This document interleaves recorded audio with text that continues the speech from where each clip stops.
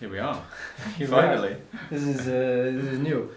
So, welcome everyone. Welcome everybody. For all of you joining us today, just beware, Matt. We've had a massive storm yesterday.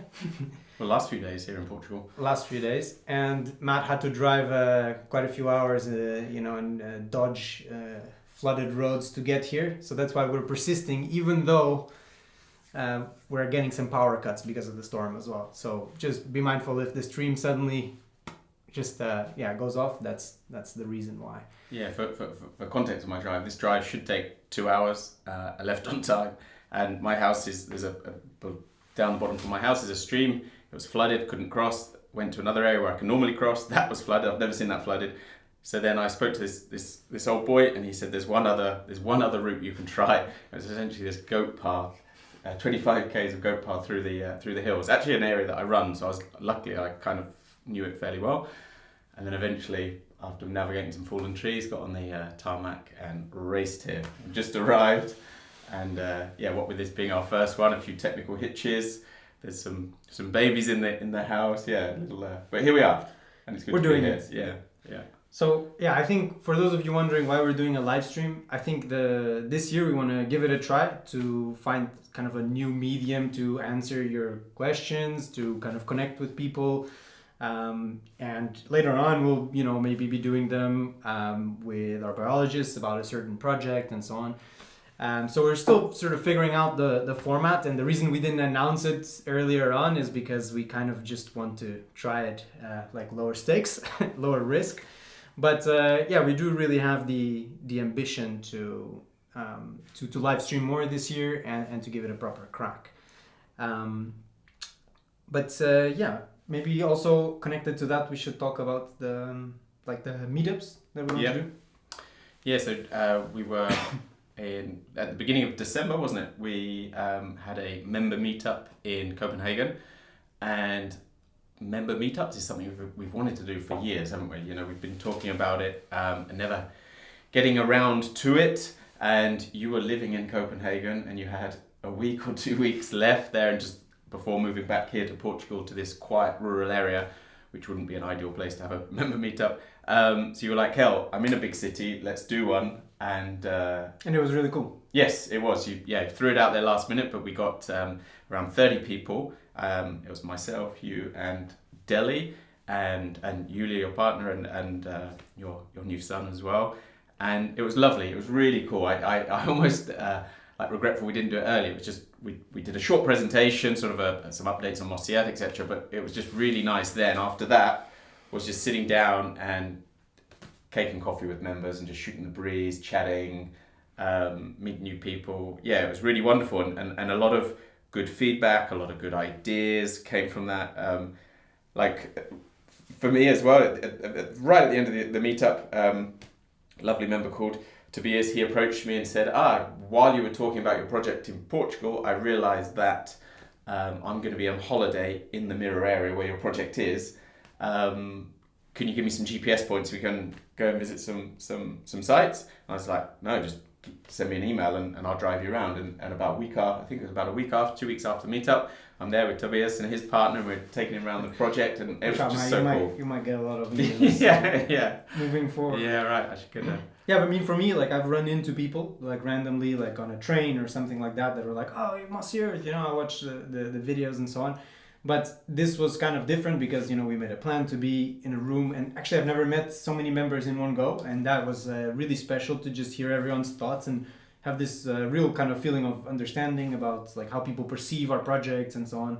So yeah, the meetups have been the meetup has been a really good vibe, and it felt like something worth doing in the age of the AI starting to make loads of videos and the online world getting really noisy, that somehow meeting people in person is kind of an antidote to that. Yeah, doing something real. Yeah. So we want to try to do more of this this year. So maybe you want to try to read out the dates? Yeah, I think I know them off by heart. Test me. So the first one is 7th of March, Saturday the 7th of March in Lisbon.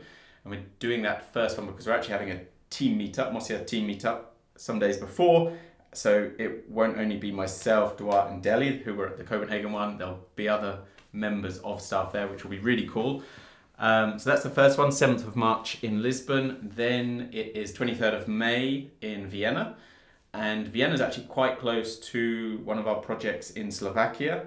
And Adriana, who manages our project there in Slovakia, she's agreed that she would come and also present a few slides because she manages that project, and the Danube actually runs through Vienna and then it runs through Slovakia where we're working. Just seems like the right thing to do. Then after that, July the 11th in Berlin. Then it's 25th of July in London. And then a bit of a gap, and then we've got one for Amsterdam, 31st of October, I believe it is. And what's really nice as well, at the Copenhagen meetup, for example, one of the members is from Berlin, and he's helping us organize the Berlin one. So it feels like it's a team effort. It's really cool. And don't, if you didn't catch that, we will put the dates in the description and so on. And eventually we'll also send this out to members because it's members only. So we only for Mossier's members to book these events. And yeah, we'll let you know when there are more. So I just wanted to take a quick look at the chat and the questions. We're gonna try to answer a few of these questions as we sort of go along. But yeah, hello to everyone here. As you can see, we're new to live streaming. So Patrick, you're asking when are we coming to the Netherlands? Well, we don't have a project in the Netherlands, but we are coming to have a meetup there on the 31st of October. So there's your answer.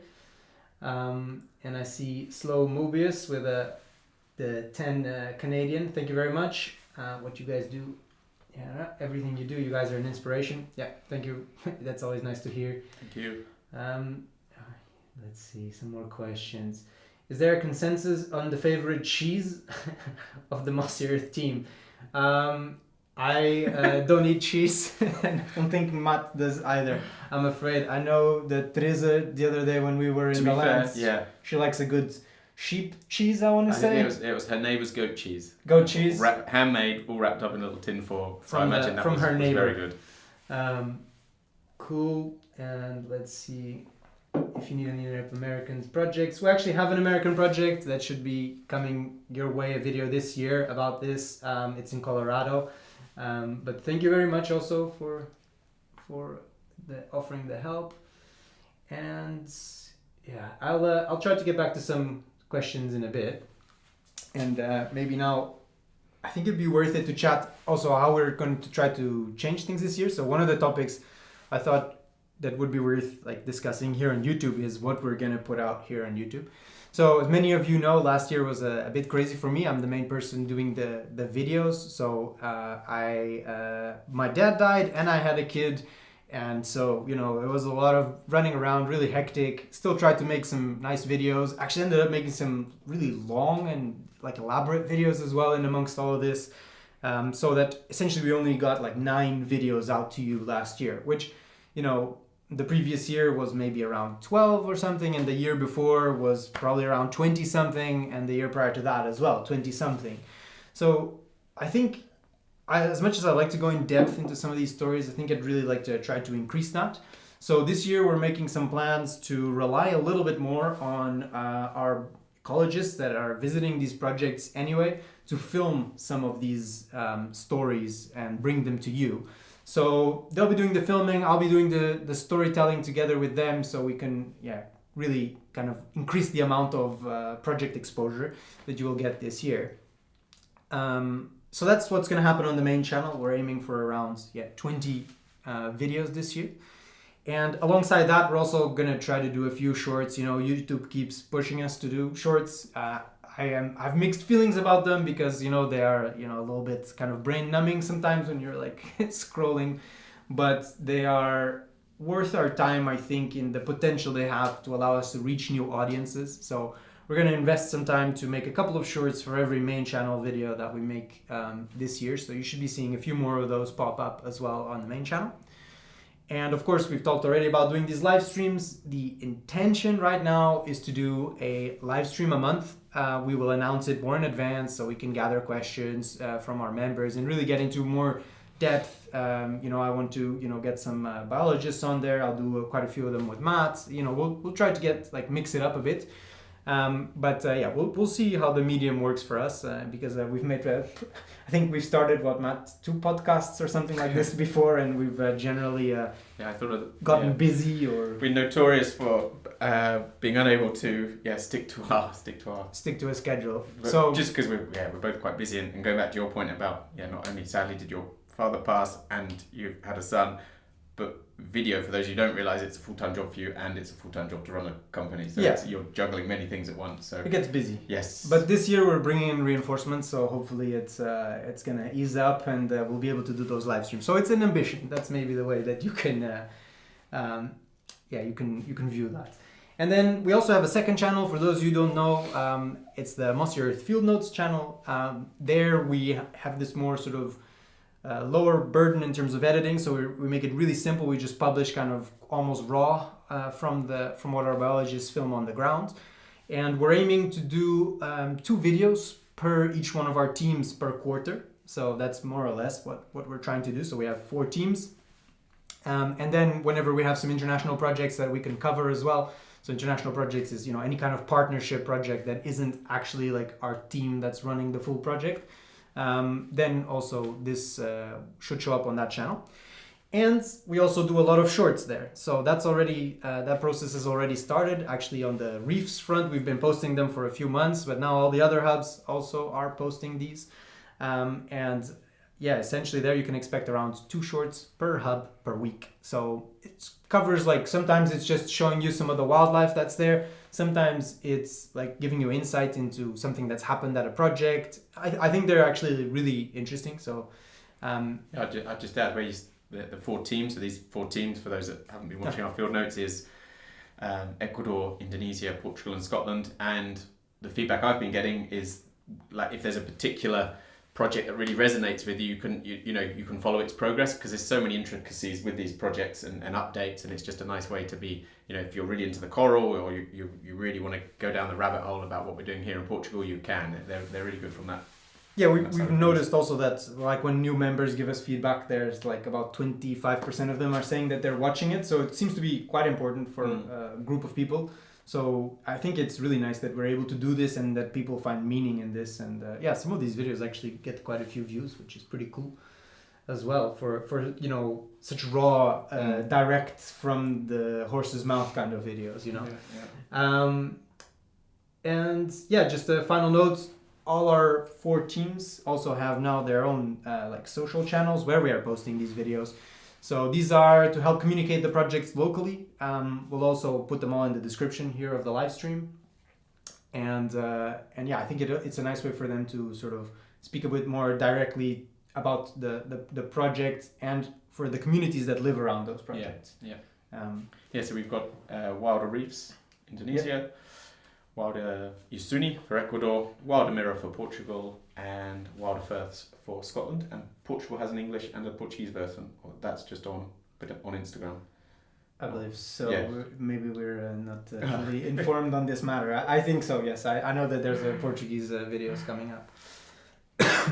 So, and then, the final thing I would like to say for the video, on the video side of things, is, I really enjoy the type of videos that we are making on YouTube and the stories we're able to tell, and I think it resonates with people. But sometimes the format can be a bit limiting. You need to have fast-paced videos, and they need to be kind of quick. So I've been wanting to make a documentary, and that's a big ambition. We won't reveal exactly what we're gonna do with that documentary yet, but hopefully we'll get that done this year, and we'll organize some viewings that people can buy tickets and attend, and we can hang out and all sort of bond around like a bigger, more in-depth view on a project. And a reason to meet up, right? It'd be great to have people come to a cinema, independent cinema perhaps, and just hang out before and then hang out after, do Q&A about a bit like the meetups, but we also show a video. Have a big bone to chew on. Exactly. Nice. So that's been a bit of a dream, because maybe sometimes the format on YouTube is a bit like rushing you, because that's just how it works, and I look forward to the idea of taking the time to tell that story and really show each shot in the way that it deserves, and maybe it's some kind of filmmaker arrogance, but I'm excited about this opportunity. And of the 20 videos that are going to be on the main channel this year, can we tease any of the subject matter, or you want to keep that keep that under wraps? Keep that under okay. wraps. It's okay. Fair enough. Cool. Maybe we can answer a few more questions and then we hop on to the travel. Yep. Okay, so I'm glad you're doing that. I wouldn't be able to read those. There are a lot of comments, so let me see if there's new projects we're starting in 2026. Any come to mind, Matt? Like major ones? So it's not necessarily new locations, but new interventions in existing areas. I can think, for example, here in Portugal, working more on this invasive blue crab in the River Mira. The endangered fish as well in the Mira. Endangered fish in the Mira. More private landowners that live along or close to the river are signing up, whereby we draw up a management plan as to how best restore their land or protect, enhance the biodiversity on their land, which is really cool. So a lot going there in the Mira. We're also going to try some new structures on the coral front. There's a few new ideas. Looking for a new location. A whole new location. Also, we're kind of almost there in terms of selecting that new location, which is pretty exciting. We want to get into sort of deeper into Indonesia, in a place where we really are adding like massive value by just being there as well. So I think that's like quite the challenge for the team there to find this location. They're gonna have to live there. So yeah, that's been quite an undertaking, but we think that we're very close now. Mm-hmm. And then in Ecuador, we got vanilla kicking off.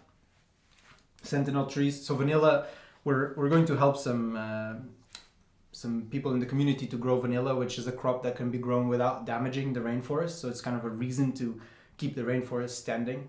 And it's like a high value crop. So we're trying to find ways to create economic value for people in this area that borders the national park next to our land.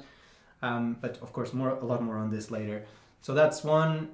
Also there, we're going to get the sentinel trees done this year. So that's gathering both acoustic samples and gathering eDNA, I believe, still from the water on the trees, to kind of get a sense for like what animals are living up there and what's the state of the forest by having this kind of baseline of acoustic data. The rope bridges, I guess, that started last year, but continuing. There's going to be quite a bit there in Ecuador. And we've also had Leah join. She started in January, a new conservation biologist there in Ecuador. And she's kicking off with a community social study, so we get a baseline there, which will be really, really exciting to see the feedback from once she's spoken to the local communities. Okay, well, I see so many comments that I don't know how people actually do this, like sift through this. Maybe, this is kind of a relevant one, still sort of connected with this question around projects, which is how do you Camila Roon 21, great name, asks, how do you decide where to start a new project? And I think for us, for a while, this was a kind of a tricky question, and it's mostly where there's opportunity when we are working with partners. So where there's an organization that's doing some really good work in a relevant location that needs work done, that's kind of that's been the main filter. It sounds a bit broad, but. And then when it came to creating our own teams, it was a mix of like where we had some experience, where we could understand the threats and the challenges, and where we saw an opportunity. So for an instance, in Ecuador, we were invited by Freddie to start something there because Freddie saw that this land was going to go for sale and it was going to be... So Freddie is the Quechua man that lives there on our land now. And he identified the fact that this land could be sold to someone who wouldn't treat it very kindly. So he invited us in. So there we just sort of spotted an opportunity and jumped in. Or in Indonesia, where we started our reefs project, there it's more the fact, well, I knew Yudi from when I was doing my dive master, and Yudi just wrote me, hey, I want to restore some coral. I saw you guys do rewilding, nature restoration, so can we do something? And we're doing something now. So sometimes it's a bit like not trying to purposefully go out and look for something, because then you're kind of trying to fit something that, you're maybe trying to force something that won't work. And I think an example of that is we were looking to create one of these teams in Iceland, and we actually found that it just didn't really fit exactly to like build a team there. We didn't find the correct opportunity, even though we were pushing for it, because it's a location where we have a lot of projects. So we stuck to just working with partners, and because that works great over there. Yeah, I'd also say there's some underlying threads as well, isn't there? We're looking for, so we have a responsibility that we're giving the best sort of environmental bang for our members' buck, getting their value for money in terms of protecting, enhancing biodiversity. That project intervention is sort of backed by science. These underlining with opportunities. I mean, here in Portugal, I had been living up in this area in Lisbon. I moved to the south, and when I moved to the south, I was just hearing a lot of people talking about this problem of abandoned eucalyptus, and this led me, I spoke to many different people and then realized that there was an opportunity for this idea of restoring abandoned eucalyptus plantations. Then what with the River Mirror, and we'd been to the south for various different other projects. There's temporary ponds that are very important there in the south of Portugal. We just sort of felt drawn with me moving down there, hearing a lot about abandoned eucalyptus, and and it was a space that there wasn't much sort of work being done. So we started there, and has developed. So I just tackle one more question before we get to the next bit, which I think it's quite a relevant one, which is there a possibility to do more updates on past projects? Because right now it feels as if you work on a project for maybe a year and then abandon it for another. Recurring updates would be nice. So I think actually on the main channel you will see that we're doing mostly updates. So this past year, actually most of the videos were an update on a past project, as much as I would actually like to be doing more new projects. And this year will be also a lot of updates on past projects. But if you really want to follow the nitty-gritty of the projects, I think it's this Field Notes channel where we are on a regular basis posting exactly what is happening on the ground. And then another, of course, our members can check the field reports. There we, it's essentially like an email where we publish everything that happened that month. So members can really keep up to date. Maybe this is something YouTube viewers are not fully aware of, but members stay up to date also through these reports on their email. And I think in the future, I'd like to bring a few more of these updates, kind of wrapping up a project, like what you mentioned, to the YouTube channel. Maybe get a few of them together and make one video kind of closing up, tying up a bunch of stories in case it makes sense, or using these live streams as a way as well to sort of tie up a few loose ends that people would like to know about perhaps. Cool. Matt, do you want to introduce travel? Yes. That's been a big thing as well. Yeah, so we not short of ambition at Mossy. So we decided to look at nature-based tourism and launched just a couple of weeks ago. And one of the main reasons is we were getting a lot of feedback from our members. A classic sort of comment was, I've signed up as a member, super happy, but is there anything else I can do? Or how can I learn more? How can I get involved more? So we've created these rewilding tours, starting off in Portugal and Indonesia. They're sort of 5 or 6 days long, and the idea is to combine, so somebody that is there for those days, they're learning a lot about nature restoration, a wider context. They are getting their hands dirty. It's not a boot camp, so people are not sort of planting trees from 8 in the morning till 8 at night, but they're getting an insight into the different types of interventions, and depending what's going on at our project at different times of the year, it could be anything from tree planting to removing of invasive species to putting up fencing to a variety of things. So then they're not only getting a broad context in ticking the learning box, but getting one's hands dirty and learning again in that way, but also just hanging out with like-minded people, getting to know the team at Mossy, getting to know the biologists, getting, other guests on the tour, and also people want a bit more purpose to their trips these days, and that was something else we're getting through our feedback. And I'm really excited for them. I think they're going to be wonderful trips. So the first one, and just maybe to like contextualize this for people, like we believe from a rewilding perspective, like essentially an ecosystem, sorry, an ecosystem stays standing in good condition when there's like economic value behind it, or when it's just protected. Sorry, maybe you continue on. So I mean, nature-based tourism, it's been proven time and time again to be a sustainable revenue stream to help protect nature and give nature a reason to be protected, I think. Exactly, that's what I wanted to get at. And I think it's like one of the few things that you see that, actually kind of can coexist with a full-on healthy ecosystem. Like you can have a piece of land where maybe you're extracting things in a way that's not so damaging from that land, or you can treat it in a kind way but still extract something. But tourism is almost like a purely leave it alone source of income to help that land. So for us, it was a bit of a, between members asking us, it was a bit of a no-brainer. But I think for some people, maybe they might not be like, you guys are getting into travel. There's a carbon footprint associated with all this. You have to travel this and so on. We have considered this, and I think looking at the bigger picture, if you're going to take a trip, we think that this trip is worth taking just for how much it helps these like areas that are kind of becoming these repositories of biodiversity and that are really kind of holding the fort. So I think there's different layers of problems here, and I find that the destruction of nature on the landscape itself is a really, really big one that tourism can help, to the detriment of things like emissions. But in my maths, it's worthwhile. And of course, people can always visit a project that's local to them. Come here to Portugal with the train. Go to where maybe we will do them in Slovakia eventually. Go there with the train.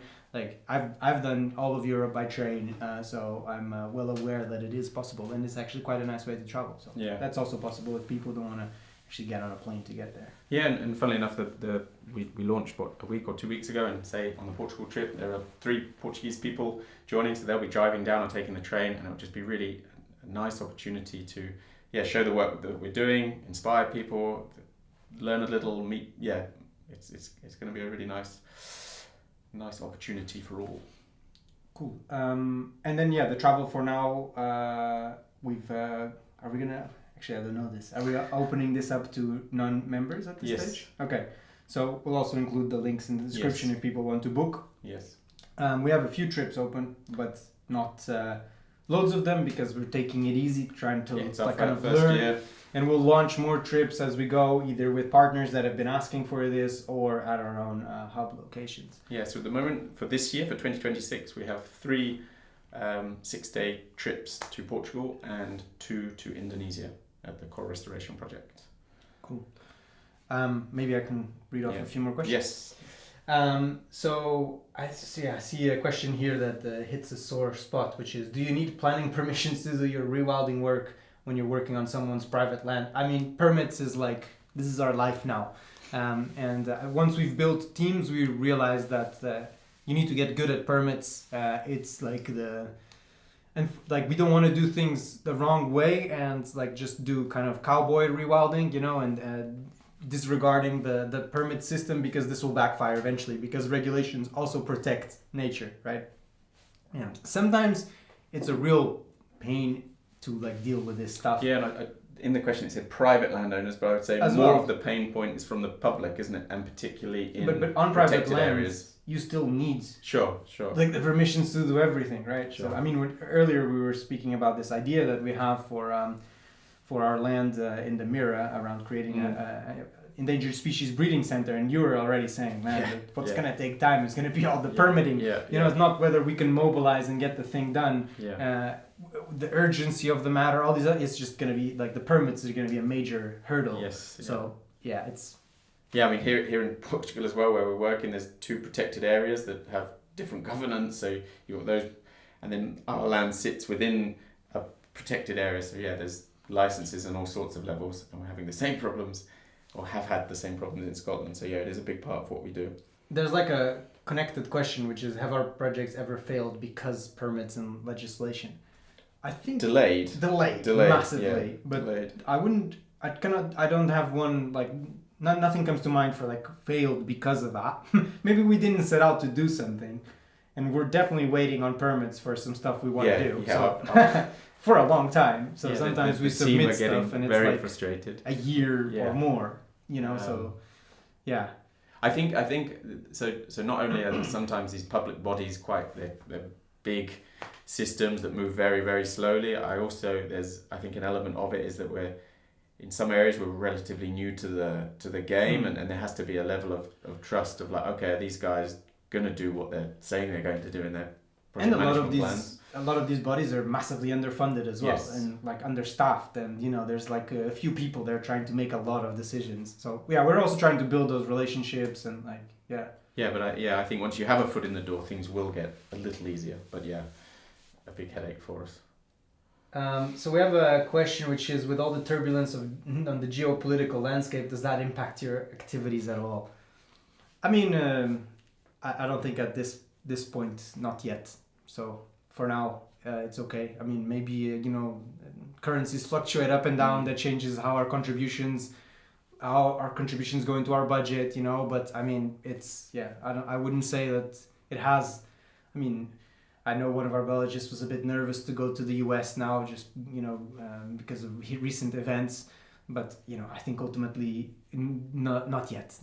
Maybe in Ecuador, you could say as well. This Ecuador is not this like bigger, broader geopolitical question, but Ecuador has had a sort of a real downfall in terms of the security of the country, especially out near the coast, not where we are.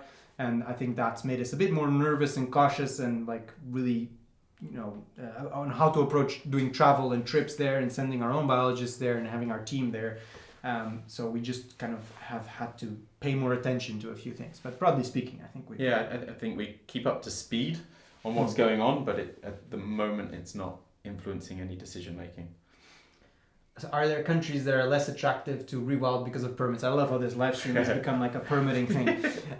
The best topic for live streams. I wouldn't know the permit sort of, like you would have thought, I don't know, for instance, me going into Indonesia, there's a lot of paperwork and so on, and I was nervous about the permitting, but it turns out like we got it done, and in some way it's been running more easily than in some other places where you would have thought the permits move quite quickly, such as like the UK, for instance. So yeah, it's hard to tell going into it. Cool. Do you have any plans for rewilding projects in Germany? Not right now. We've been asked this a lot. We have a lot of German members. Not at this stage, but we're doing a Berlin meetup, so shocked for that. I mean, it would be good to have projects, especially in the countries where we have members. We have a lot of Dutch members, a lot of German, UK, American members, Canadians, Australians. These are, I think, the nationalities I've seen most. So, I mean, it would be cool to have projects in all those places, but it's, we're kind of one step at a time. We're trying not to spread ourselves thin, right? Like, otherwise we'd lose, like, focus on what we're trying to achieve. Cool. So, Matt, anything else you would like to... What do you think of this live streaming experience? To be honest, when I was driving up here, I wasn't quite sure what live stream was. So when I had my coffee, I gave it a little Google. But no, I think it's a nice way, a really nice way to, especially to have these questions, because sometimes it does feel like when we're putting out things like field reports and videos, and when we were doing the podcasting, it was almost like one-way communication, wasn't it? And I think what I really enjoyed about the meetup, going back to the Copenhagen meetup, was it's a two-way thing, and I really enjoyed that, and this is two-way to an extent. We've got questions coming in, but I mean, I think that for the way that I want to organize the live streams moving forward really is that, like, after a video has come out, let's say like next month I'm filming in Indonesia, and I want to do a live stream with Yudi and really discuss like coral restoration and get all of Yudi's thoughts on this. So then we'll try to have some like kind of topics and really zoom in on a project for that live stream, and like have less and then you can answer all the questions around that project as well, because we'll have our biologists there, like and it's fresh in people's minds, isn't it? So new video comes out. Any doubts people have had, I think that's really cool. And then you can go down the rabbit hole that you probably wanted to when you're scripting, because Sure. I know when you script, you have a huge script and you have to get it down, and you'd love to include all of that. So it's a nice way to To chat about all the bits that people maybe we couldn't get into like exactly. all, like the depth. Yeah, for sure.